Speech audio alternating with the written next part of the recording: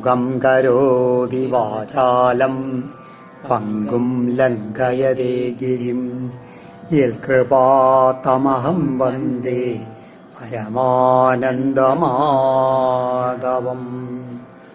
ഓം നമോ ഭഗവതേ വാസുദേവായ. ഓം നമോ നാരായണായ. സദ്ഗുരുഭ്യോ നമഃ. ശ്രീമദ് ഭാഗവതം 12 സ്കന്ധം തൃതീയോധ്യായ. ശ്രീശുകൗവാച ദൃഷ്ട്വാത്മനിജയേ വ്യഗ്രാൻ നൃപാൻ ഹസതി ഭൂരിയം അഹോ മാ വിജിഗീഷന്തി മൃത്യോ ക്രീഡനകാ നൃപാ. കഴിഞ്ഞ അധ്യായത്തിൻ്റെ അവസാനത്തിൽ പറഞ്ഞു വെച്ചു, ആ രാജ്യത്തിൽ വെറും തുച്ഛമായിട്ടുള്ള ശരീരത്തിലുള്ള ആ ബോധം താനാണെന്നുള്ള ഭാവം കാരണം രാജാക്കന്മാർ മുഴുവൻ ഭൂമിയെ ഇതിൽ തൻ്റേതാക്കാൻ പരിശ്രമിച്ചവരെല്ലാം ഭൂമിയിൽ ചേർന്നു എന്നങ്ങനെ അവസാനത്തിൽ സൂചിപ്പിക്കേണ്ടത്. അതന്നെ വീണ്ടും പറയുകയാണ് അതിന് നശ്വരത.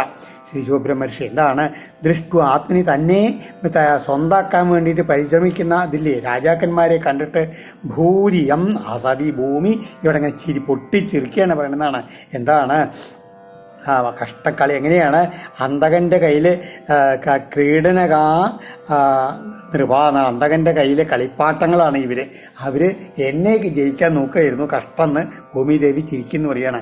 കാമയേഷ നരേന്ദ്രാണം മോഹസ്യാൽ വിദുഷാമപി ഏന ഫേനോപമേ പിണ്ടേ ഏതി വിശ്രംഭിതാ നൃപാ.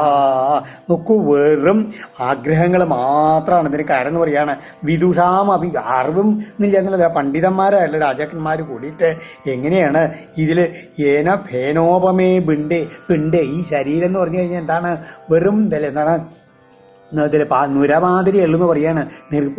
പോലെയുള്ള ദേഹത്തിൽ വീർപ്പ് മാത്രമുണ്ട് ഇങ്ങനെ കാണുന്നു എന്നൊക്കെ പറയില്ലേ പൂന്താനം. അതുമാതിരി വെറും നീർപ്പോളമാരിയുള്ള ശരീരമാണ്. എപ്പോഴാണ് അത് പൊട്ടിപ്പോകാൻ നിശ്ചയില്ല. അതിലിങ്ങനെ ഭ്രമം വെച്ചിട്ട് എന്ത് ചെയ്യണു? പിന്നെ ഏതി വിശ്രംഭിത നൃപ രാജാക്കന്മാർ അതിൽ അധികം വിശ്വാസമുള്ളവരായിട്ട് തങ്ങളുടെ കേമതത്തിൽ അങ്ങനെ ധരിച്ചുകൊണ്ട് എന്ത് ചെയ്യണു? ഈ ആഗ്രഹങ്ങളുടെ പിന്നാലെ പോയിട്ട് പൂർവം നിർജിത്യ ഷഡ്വർഗം ജേഷ്യാമോ രാജമന്ത്രിണ തഥ സജീവ പൗരാപ്ത കരീന്ദ്രാനസ്യ കണ്ടകൻ. ആദ്യം എന്ത് ചിന്തിക്കും? വിദ്വാൻമാരാണ്.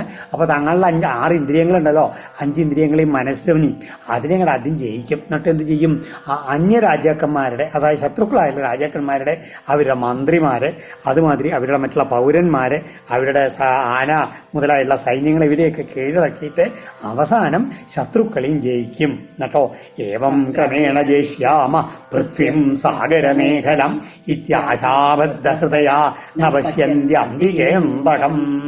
ഇങ്ങനെ നമ്മളെ മെല്ലെ മെല്ലെ അനവധി രാജാക്കന്മാരെ ഇങ്ങനെ കീഴടക്കി കിടക്കിയിട്ട് സമുദ്രപര്യന്തമുള്ള ആ ഭൂമി മുഴുവൻ അതിൻ്റെ കാൽക്കീഴിലാക്കുന്ന ഓരോ രാജാവും അങ്ങനെ ചിന്തിക്കും. ഇത്യാശാബദ്ധ ഹൃദയ, ഇങ്ങനെ ആഗ്രഹങ്ങൾ അങ്ങനെ നിറഞ്ഞുകൊണ്ടുള്ള ഹൃദയത്തോടു കൂടി ജീവിക്കും. നപശ്യന്ത്യ അന്തിക എന്തകം. പക്ഷെ എന്താണ് അടുത്ത് വന്ന് എപ്പോഴും അടുത്ത് പിന്നാലുണ്ടാര് അന്തകൻ എപ്പോഴാ വന്ന് പിടിക്കാന്ന് വെച്ചില്ല, അതിനെ കാണില്ല എന്ന് പറയാണ്. സമുദ്ര ആവരണം ജിത്വാ മാം വിശന്തി അഭ്രിമോജസ കിയതാത്മജയസ്യേതൻ മുക്തിരാത്മജയേ ഫലം. ഇങ്ങനെ ഈ സമുദ്രമാകുന്ന അതിലെ പരിധിയോട് കൂടിയിട്ടുള്ള ഈ ഭൂമിയെ മുഴുവൻ ചിത്വ ഓജസ അഭ്രിം ചെയ്തിട്ട് സമുദ്രയെ പ്രവേശിക്കണമെന്നില്ലേ ആ മുഴുവൻ തങ്ങളുടെ ബലം കൊണ്ട്. എന്നിട്ടോ അതിനെന്താ കാരണം? ആത്മജയസ്യകിയൽ ആത്മജയേ ഫലം.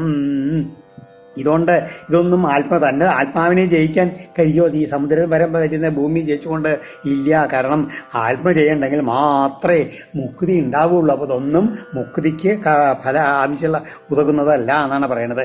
യാം വിസർജ്യൈവ മനവ തൽസുതാശ്ച പുരുദ്വഹ ഗതായഥാഗതം യുദ്ധേ താം മാം ജേഷ്യന്ത്യബുദ്ധയ. പരീക്ഷിത്തെ ഒന്ന് അണിചോക്കൂ. ആ മനുക്കള് അതുമാതിരി അവരുടെ പുത്രന്മാര് യാം വിസർജ്യ ഏതിനെ ഉപേക്ഷിച്ചിട്ട് തന്നെ ആഗമിച്ച് വന്ന പോലെ തിരിച്ചു പോയോ ആ താം മാം യുദ്ധേ അബുദ്ധയ ജേഷ്യന്തി. ഇതൊക്കെ ഭൂമിദേവി പറയുന്ന വാക്കുകളാണ് കേട്ടോ. അതായത് ഇങ്ങനെ രാജാക്കന്മാർ മനു തൊട്ടുള്ള ശ്രേഷ്ഠന്മാരായിട്ടുള്ള വീരപരാക്രമികളുടെ രാജാക്കന്മാരെല്ലാം എല്ലാവരും പരിശ്രമിച്ച് അവസാനം എല്ലാവരും തിരിച്ചുപോയി. അത് തന്നെ വീണ്ടും വീണ്ടും യുദ്ധത്തിൽ ഈ ബുദ്ധിയില്ലാത്ത ആൾക്കാർ വീണ്ടും ജയിക്കാൻ വേണ്ടിയിട്ട് ആഗ്രഹിക്കണമെന്ന് പറയുകയാണ്. മൽകൃതേ പിതൃപുത്രാണം ഭ്രാതॄണാം ചാവി വിഗ്രഹ ഭ്രാതॄണാം ചാവി വിഗ്രഹ ജായതേ ഹ്യസതാം രാജ്യേ മമതാബദ്ധചേതസം. എന്താണ് രാജ്യത്തിലെ മമതാബദ്ധചേതസം? ഓരോ തൻ്റെ രാജ്യത്തിൽ ഞാൻ ഉണ്ടാക്കിയിട്ടുള്ള രാജ്യം എന്നുള്ളതിൽ ഇതൊക്കെ എൻ്റെയാണ്, ഈ കുടുംബത്തിൽ നിന്നുള്ള ആ മമതാബദ്ധചേതസം, മമത ഇങ്ങനെ ഉറപ്പിച്ചിട്ടുള്ള മനസ്സോടുകൂടി എന്ത് ചെയ്യും? അസത്തുക്കളായിട്ടുള്ള അവർ ആ പിതാക്കന്മാർക്കും അതുമാതിരി പുത്രന്മാർക്കും സഹോദരന്മാർക്കും അങ്ങനെ ആ മൽകൃതേ വിഗ്രഹ അഭിജായതേ അങ്ങനെ എന്ത് ചെയ്യണു? ഇവരങ്ങോട്ടും ഇങ്ങോട്ടും ആ തൻ്റെ അച്ഛന്മാർ മക്കളോട് സഹോദരന്മാരോട് ഇങ്ങനെ എല്ലാവരും മൽകൃതേ എന്നെ ഉദ്ദേശിച്ചു ഭൂമിദേവിയെ ഉദ്ദേശിച്ചുകൊണ്ട് അങ്ങോട്ടും ഇങ്ങോട്ടും തല്ലെന്ന് പറയുകയാണ്. മമൈവേയം മഹീകൃഷ്ണ നദേ മൂഢേതിവാദിന സ്പർദ്ധമാനാമിധോഗ്നന്തി മ്രിയന്തേ മൽകൃതേ നൃപാ. നോക്കൂ, ഇങ്ങനെയുള്ള ഈ സമസ്ത ഭൂമിയും എൻ്റെയാണെന്നുള്ള ആ ഭാവത്തിൽ ഓരോരുത്തരും എൻ്റെ എല്ലാം വാദം കൊണ്ട് അങ്ങോട്ടും ഇങ്ങോട്ടും സ്പർദ്ധിക്കുന്നവരായിട്ട് ഈ രാജാക്കന്മാരെല്ലാവരും മിതഘ്നന്തി അന്യോന്യം ലഹള കൂട്ടിയിട്ട് ആ എനിക്ക് വേണ്ടിയിട്ട് തല്ലി മരിച്ചു പോകണമെന്ന് പറയും. ഭൂമിദേവി പരിഹസിച്ചിരിക്കുകയാണ്. എന്നിട്ടോ അവർ ആ രാജാക്കന്മാരുടെ പേര് പറയുകയാണ്. പൃഥു പുരൂരവാഗാധി നൗഷോ ഭരതോ അർജുന മാന്ധാതാ സഗരോ രാമ ഖട്വാംഗോ ദ്വന്ദ്വ രഘു തൃണബിന്ദു യയാദിശ്ച ശല്യാദി ശന്തനുർഗയ ഭഗീരഥ കുവലയാശ്വ കകുൽസ്ഥോ നൈഷതോ നൃഗ ഹിരണ്യകശിപു വൃത്രോ രാവണോ ലോകരാവണ നമുജി ശംബരോ ഭൗമോ ഹിരണ്യാക്ഷോത താരക അന്യേച ബഹവോ ദൈത്യ രാജാനോ യേ മഹേശ്വര സർവേ സർവവിദശൂര സർവേ സർവജിതോജിത മമതം മയ്യവർത്തന്ത കൃത്വച്വൈമർത്യതമ്മിനം കഥാവശേഷാകാലേന ജാഗ്രതാർത്ഥ കൃതാ വിഭോ. എല്ലാം അറിയുന്നവരാണ്. എങ്ങനെയാണോ ഇവരൊക്കെ പിന്നെയോ ഇതില്ലേ എല്ലാവരെയും ജയിച്ചിട്ടുള്ള ആൾക്കാരാണ്. അന്യരാൽ ജയിക്കാൻ പെടാത്തവരായിട്ടുള്ള ആൾക്കാർ, അത്ര ശ്രേഷ്ഠന്മാരായിട്ടുള്ള എത്ര രാജാക്കപ്പം ഇവരൊക്കെ പേര് പറഞ്ഞ ഇവരൊക്കെ എന്താണ്? പക്ഷെ എന്താണ്? അവരെല്ലാവരും മർത്യധർമ്മിണ, അവർക്കൊക്കെ മരണം ഉറപ്പായിട്ടുള്ള ആൾക്കാരായിരുന്നു. മയി മമതാം അവർത്തന്ത, അവരെല്ലാവരും എന്നിലും മമത വെച്ചുകൊണ്ടൊക്കെ ജീവിച്ചു. എന്നിട്ട് എന്തുണ്ടായി? കാലേന അകൃതാർത്ഥ കഥാവശേഷാകൃത, അവരെന്ത് ചെയ്തു? കാലം കൊണ്ട് എന്തുണ്ടായി? കൃതാർത്ഥന്മാരൊന്നും അതിൽ എന്തെങ്കിലും വെട്ടിപ്പിടിച്ചുകൊണ്ടിരുന്നു എന്ന് മാത്രമേ ഉള്ളൂ. അവസാനം എന്തുണ്ടായത്? അവർക്കൊന്നും നേടാൻ കഴിഞ്ഞില്ല. എന്നിട്ടോ വെറും കഥാപേര് മാത്രം അവശേഷിച്ചുകൊണ്ട് കഥയായിട്ട് അവരൊക്കെ കഥയായി തീർന്നു കാലം കൊണ്ട് എന്ന് പറയുകയാണ് ഭൂമിദേവി. കഥായിമാസ്തേ കഥിതാമഹീയസം വിദായ ലോകേഷു യശ പരേയുഷം വിജ്ഞാന വൈരാഗ്യ വിവിക്ഷയാ വിഭോ വചോ വിഭൂതി നതു പാരമാർത്ഥ്യം. ശ്രീമദ് ഭാഗവത്തിലെ വളരെ വിശിഷ്ടമായ ഒരു ശ്ലോകമാണത്. ഇതിൽ പല രീതിയിൽ തെറ്റായിട്ടും അല്ലെങ്കിൽ ഓരോരുത്തരുടെ രീതിയിൽ പലരും വ്യാഖ്യാനിക്കുന്നുണ്ട്. ഇവിടെ എന്താണ്?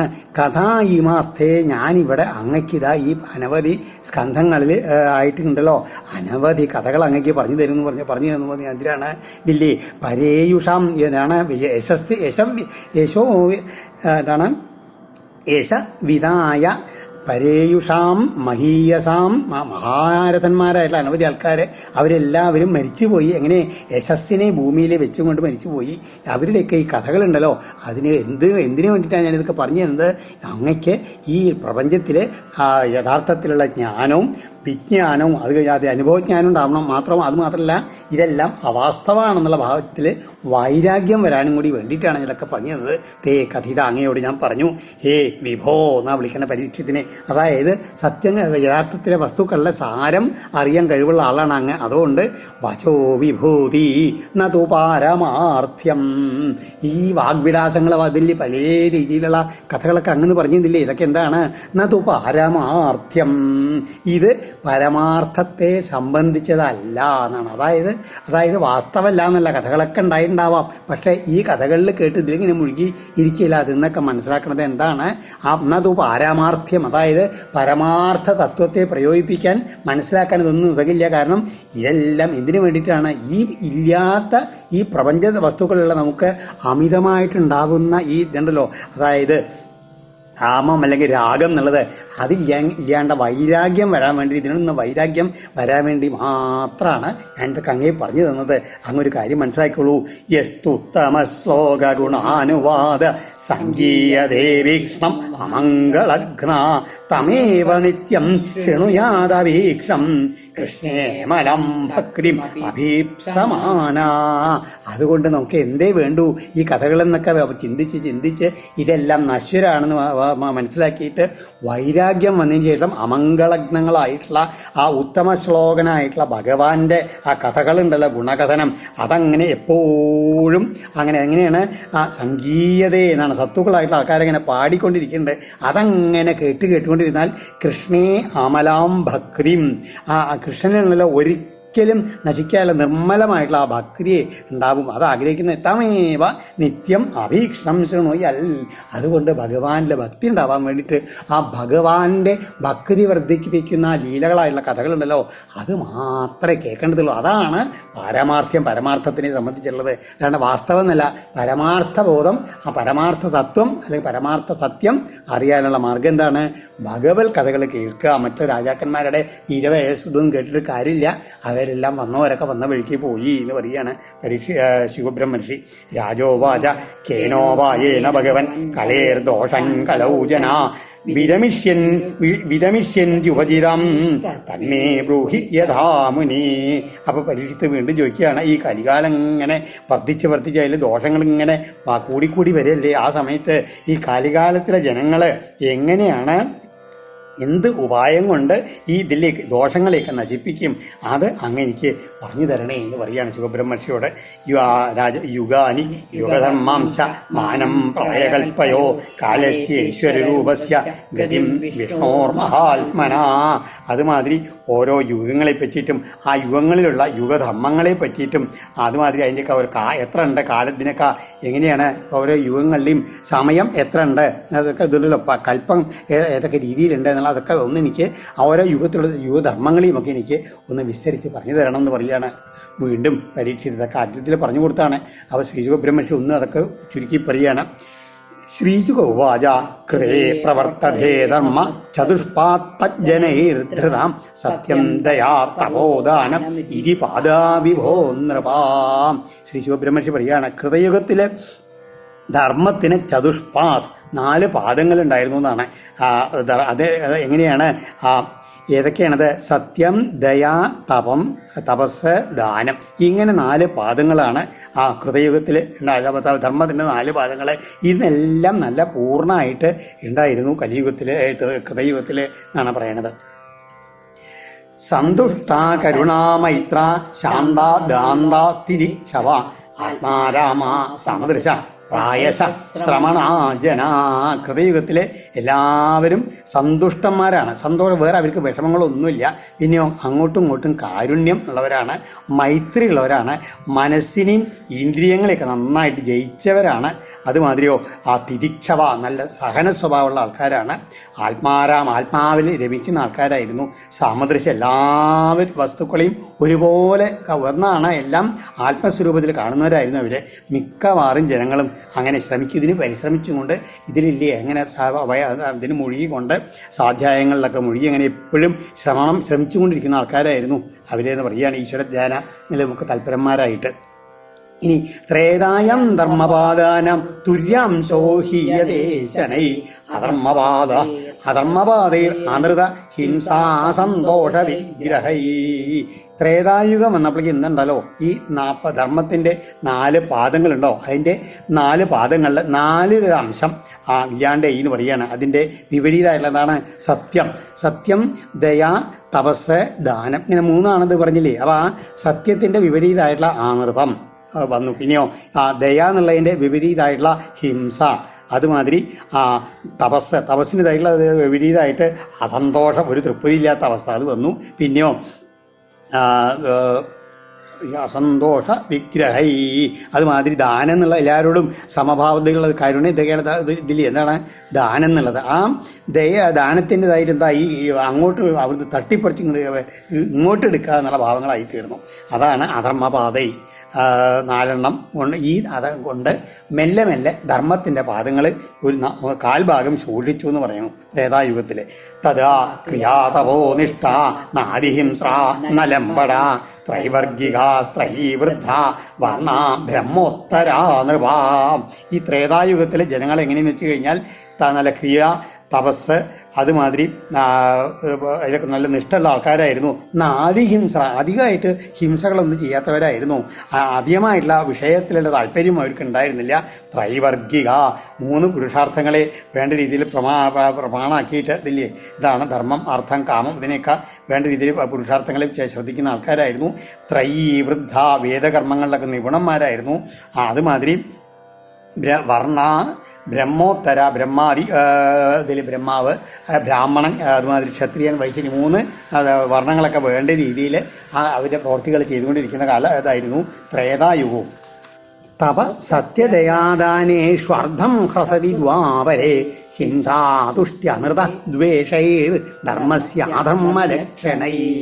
ദ്വാപരയുഗം വന്നപ്പോഴേക്കും ഈ ധർമ്മത്തിൻ്റെ ആ നല്ല പാദങ്ങളുടെ തപസ്, സത്യം, ദയാദാനം എന്നുള്ളത് അതിൻ്റെ പകുതി പോയി. ഹ്രസതി എന്നാണ് പകുതി സ്വാർത്ഥം ഹ്രസതി എന്നാണ് പറയുന്നത് ദ്വാപരയുഗത്തിൽ. എന്താണ് ഹിംസ, അത് ഇതേ കൊണ്ട് തന്നെ ഹിംസ കൊണ്ടും അതുഷ്ടി കൊണ്ടും അനൃതം കൊണ്ടും ദ്വേഷം കൊണ്ടും അതൊക്കെ അധർമ്മ ലക്ഷണങ്ങളായ കൊണ്ട് ഇതിനെ പകുതിയായിട്ട് നശിച്ചു പോയി എന്ന് പറയുകയാണ് ധർമ്മത്തിന്റെ ലക്ഷണങ്ങൾ.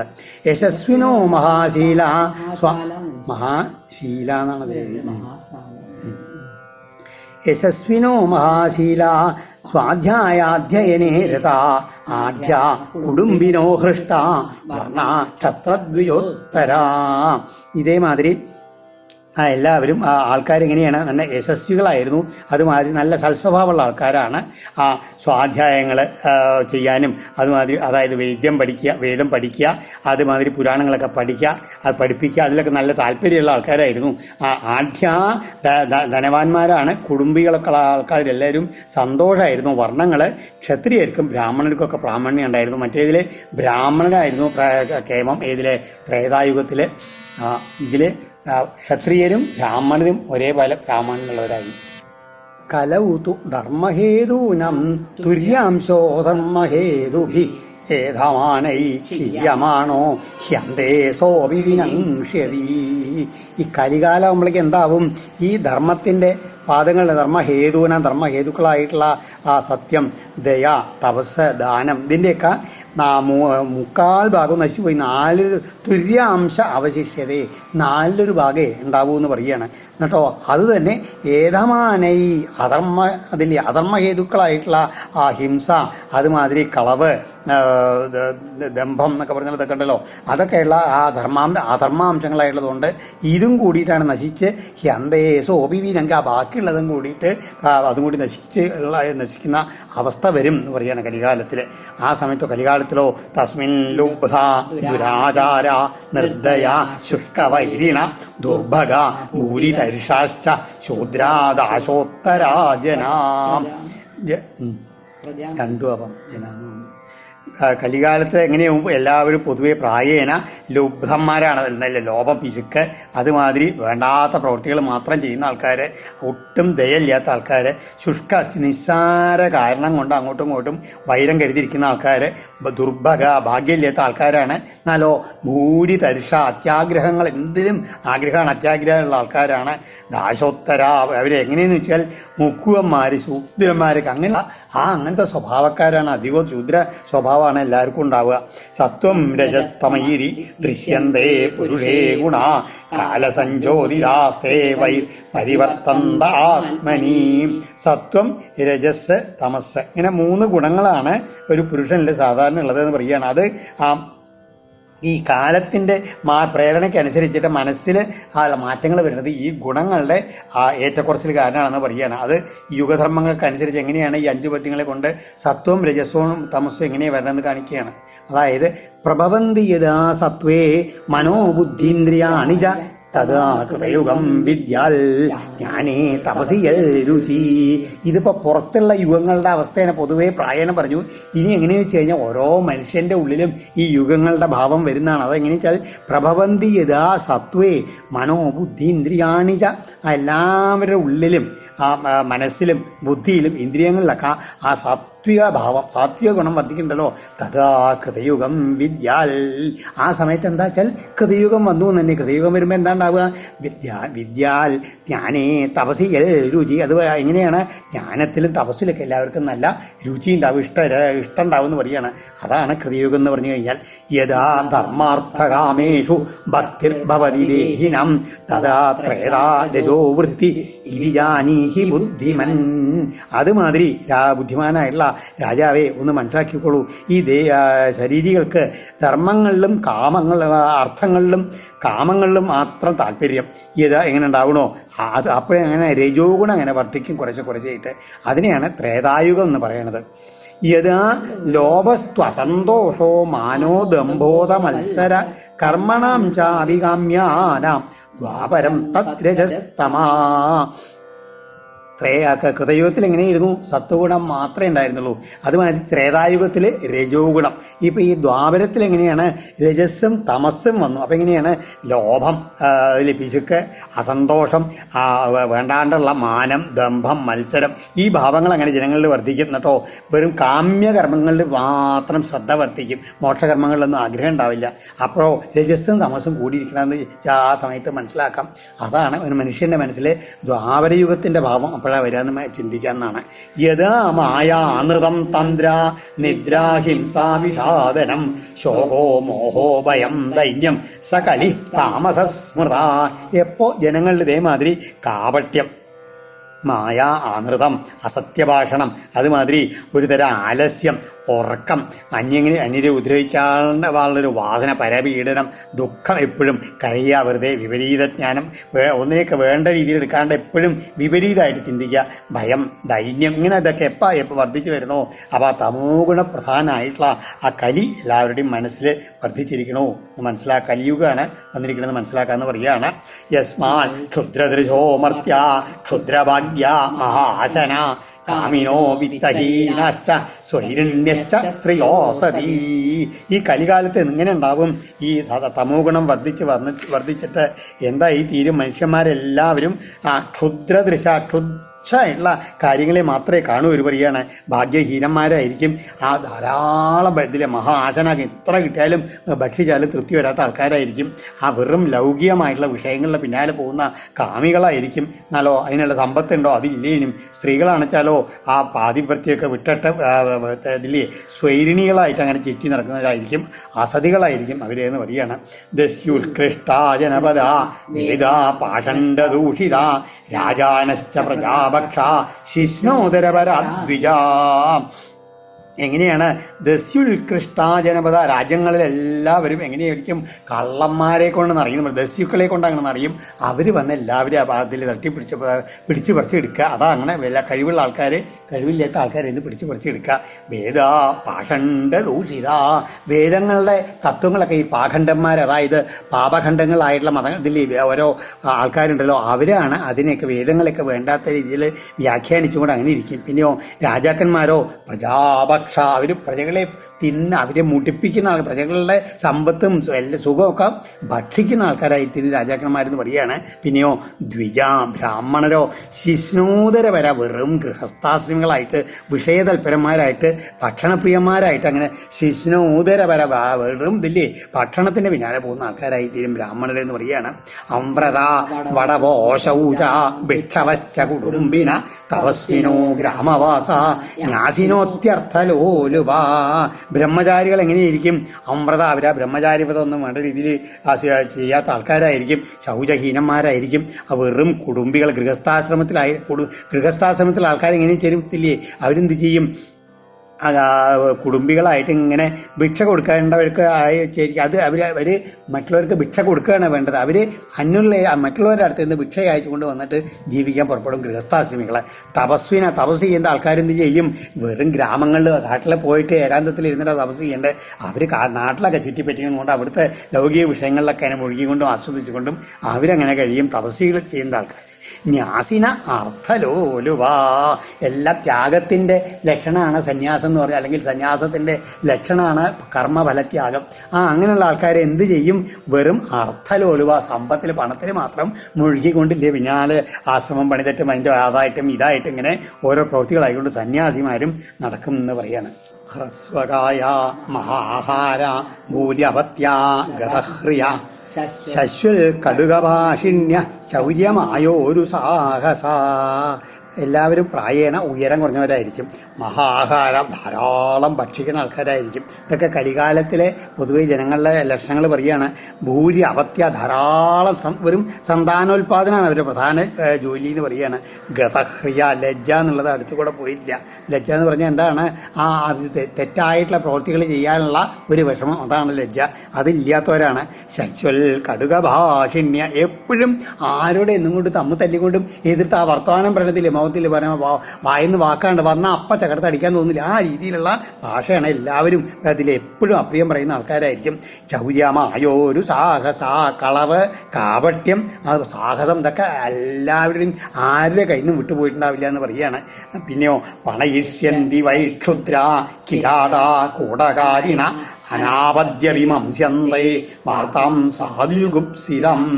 നീചന്മാരായിട്ടുള്ള അതുമാതിരി കള്ളനോക്കൂ കൂടകാരിണ വ്യാജം നടത്തുന്നവരായിട്ടുള്ള കിരാടന്മാരായിട്ട് കച്ചവടക്കാരായിട്ട് അവരങ്ങനെ ക്രയവിക്രയം ചെയ്യും.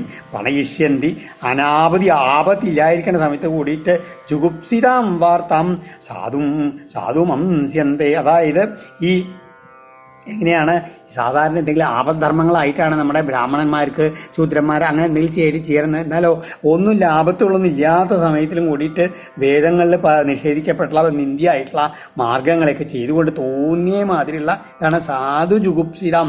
സത്തുക്കളായിട്ടുള്ള ആൾക്കാർ നിന്ദിക്കുന്നതായിട്ടുള്ള പ്രവൃത്തികളെയൊക്കെ ചെയ്തുകൊണ്ട് അങ്ങനെ നടക്കും. പതിം ത്യക്ഷ്യന്തി നിർദ്രവ്യം ഭൃത്യാ അപ്യഖിലോത്തമം ഭൃത്യം വിപന്നം പതയ കൗലം ഗാശ്ചാവയസ്വിനി. എല്ലാം കൊണ്ടും ഉത്തമനാണെങ്കിൽ കൂടിയിട്ട് എന്തുണ്ടല്ലോ, സമ്പത്തില്ല എന്ന് വെച്ച് കഴിഞ്ഞാൽ ആ ഭർത്താവിന്, അതായത് സ്വാമിയെ ഭൃത്യന്മാർ പതിയും ഭൃത്യ ഇതില്ലേ എങ്ങനെയാണ്, നല്ല സമ്പത്തൊന്നും ഇല്ലാത്ത യജമാനാണെച്ചാൽ ആ യജമാനെ ഭൃത്യന്മാർ ഉപേക്ഷിക്കും. അതുമാതിരി ഇതിൽ അനവധി കാലമായിട്ട് തന്നെ ആശ്രയിച്ച് ഇരിക്കുന്ന ഒരു ഭൃത്യനാണെങ്കിൽ കൂടിയിട്ട് അവന് ആപത്ത് വരുന്ന സമയത്ത് ആ സ്വാമിയും തിരിഞ്ഞു നോക്കില്ല. അവനവൻ്റെ കാര്യം കഴിഞ്ഞു വെച്ചാൽ പൊക്കോളൂ എന്ന് പറഞ്ഞ് ആ വേലക്കാരനെയും പറഞ്ഞയക്കും. ആ പയസ്വിനി പാലില്ലാത്ത പശുവിനെയും എല്ലാവരും ഉപേക്ഷിക്കുന്ന പറയുകയാണ്. പിതൃഭ്രാതൃസുഹൃജ്ഞാദീൻ ഹിത്വാ സൗരത സൗഹൃദ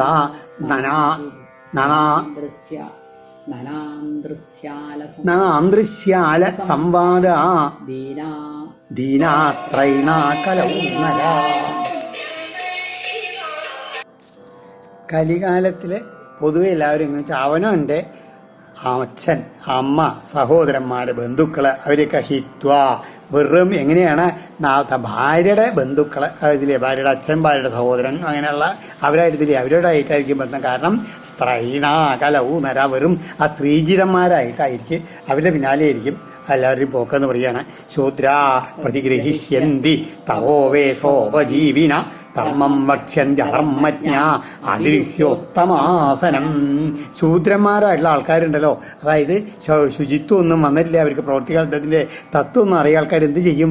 സന്യാസികളുടെ വേഷമൊക്കെ കെട്ടിക്കൊണ്ട് അവരങ്ങനെ ഉപജീവനത്തിന് വേണ്ടി മാത്രം പരിശ്രമിക്കുന്നു. ദാനങ്ങൾ സ്വീകരിക്കുക. പിന്നെ ധർമ്മസ്വരൂപം അറിഞ്ഞിട്ടില്ല എന്ന് കൂടിയിട്ട് എന്ത് ചെയ്യും? ധർമ്മ വക്ഷ്യന്തി അധർമ്മജ്ഞ, ഒന്നും അറിയില്ലെങ്കിൽ കൂടിയിട്ട് വലിയ കേമായിട്ടുള്ള ധർമ്മ പ്രഭാഷണങ്ങളൊക്കെ നടത്തും. പിന്നെയോ അവരെന്ത് ചെയ്യും?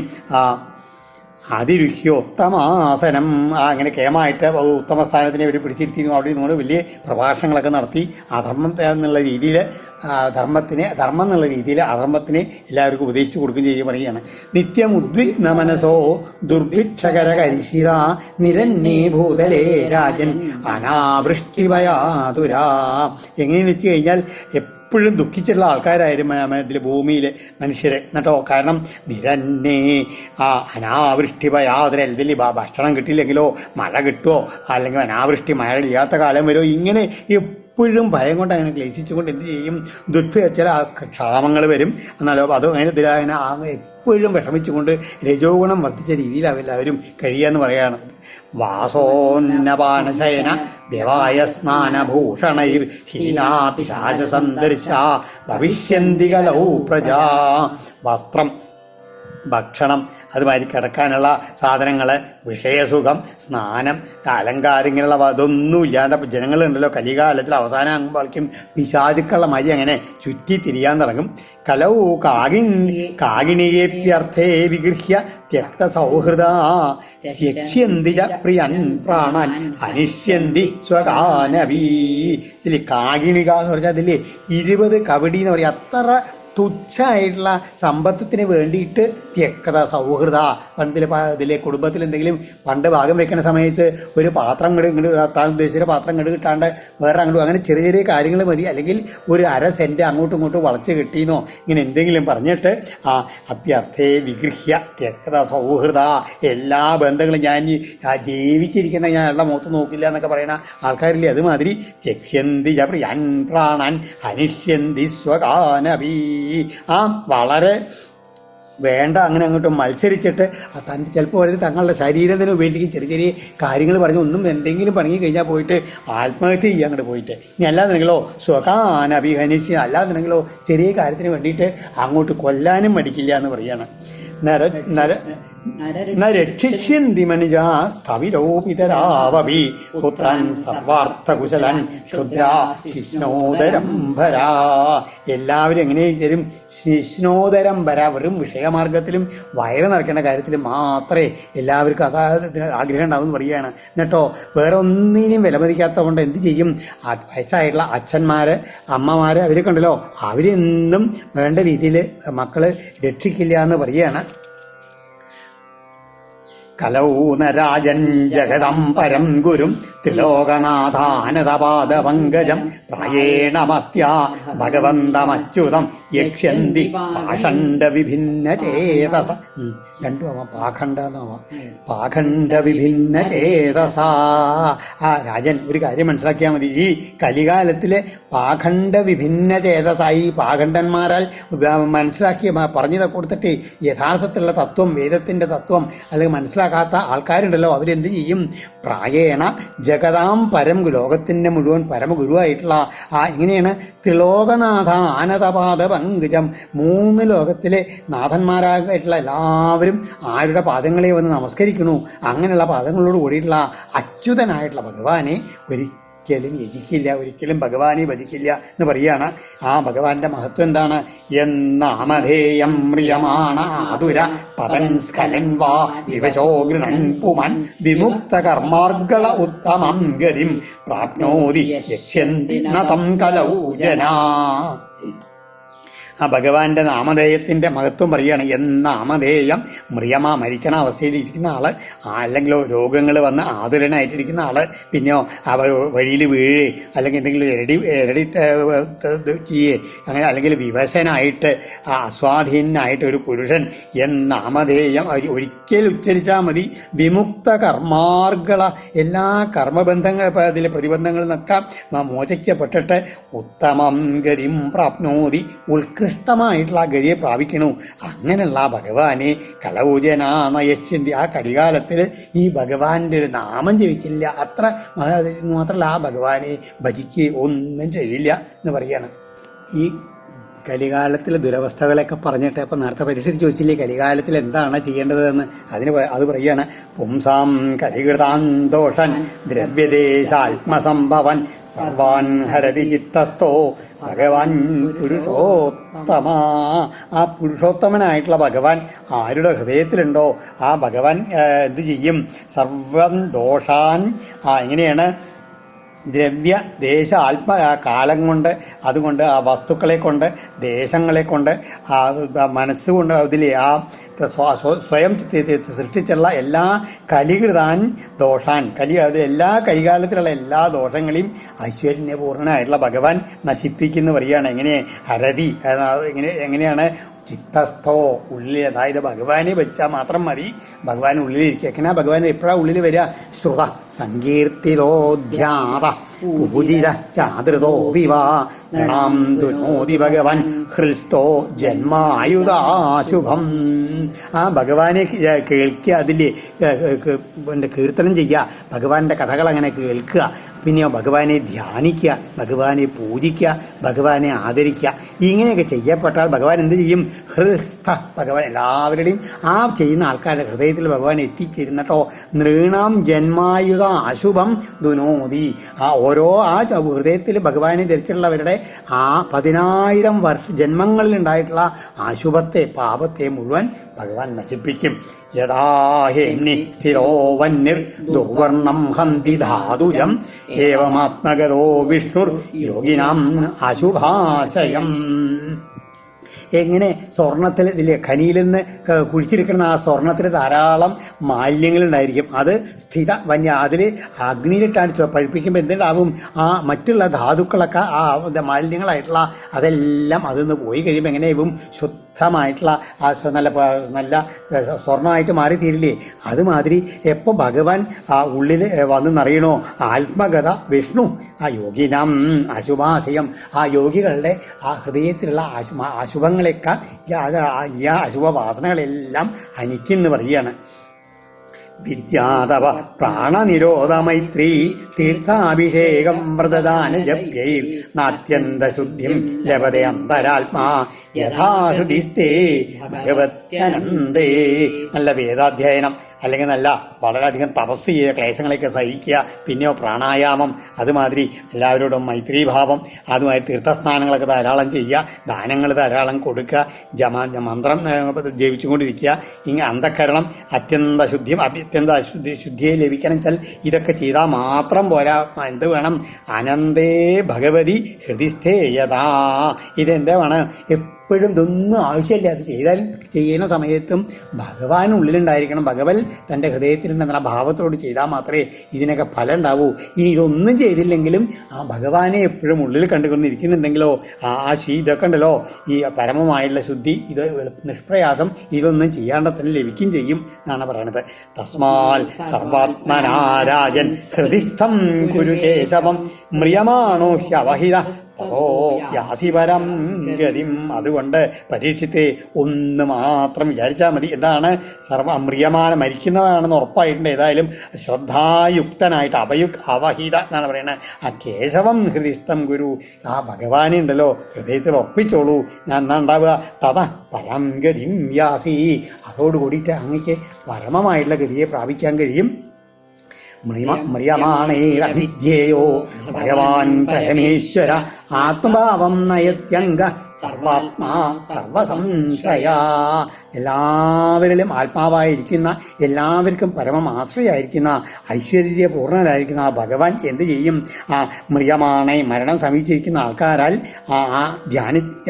അവിദ്യ ഏറ്റവും ധ്യാനിപ്പാൻ യോഗ്യനായിട്ടുള്ള ആ പരമേശ്വരൻ ആ ആത്മഭാവം തൻ്റെ ഭാവത്തെ തന്നെ നയതി പ്രാപിപ്പിക്കുന്ന പറയുകയാണ്. ഇങ്ങനെ തൻ്റെ ഹൃദയത്തിൽ മരിക്കണ സമയത്തും മരിക്കാൻ പോകുന്ന ഉറപ്പുള്ള സമയത്ത് ഏത് സമയത്തും ഭഗവാനെ തന്നെ ധ്യാനിച്ചുകൊണ്ടിരുന്ന ആളെ എന്ത് ചെയ്യും? ഭഗവാൻ തൻ്റെ സ്വഭാവത്തിലേക്ക് നിഷ്പ്രയാസം ഭഗവാൻ തന്നെ എല്ലാവർക്കും സംശ്രയമായിട്ടുള്ള എല്ലാവർക്കും പരമാശ്രയമായിട്ടുള്ള ഭഗവാൻ ആ പരമാശ്രയമായിട്ടുള്ള പദത്തിലേക്ക് നമ്മളെല്ലാവരെയും നയിക്കും. പരീക്ഷിത്തെ അതുകൊണ്ട് എന്ത് ചെയ്യേണ്ടു?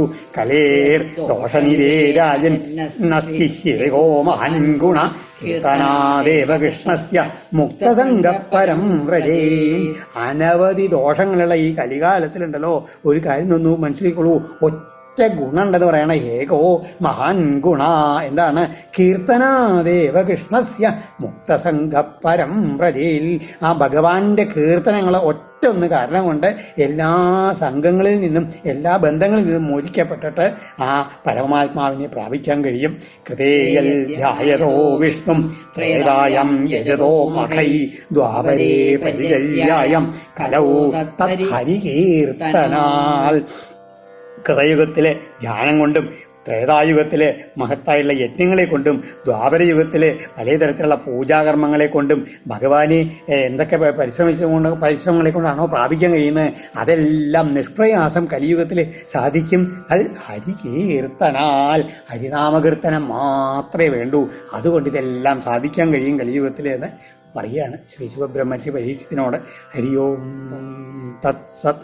ഓം നമോ ഭഗവതി വാസുദേവായ. ശ്രീകൃഷ്ണാർപ്പണമസ്തു. ഇതി ശ്രീമദ് ഭാഗവതി മഹാപുരാണേ ദ്വാദശസ്കന്ധേ ആശ്രയനിരൂപണേ കലിദോഷനിവർത്തക ഹരികീർത്തനം നാമ തൃതീയോധ്യായ. സർവത്ര ഗോവിന്ദനാമ സങ്കീർത്തനം. ഗോവിന്ദ ഗോവിന്ദ.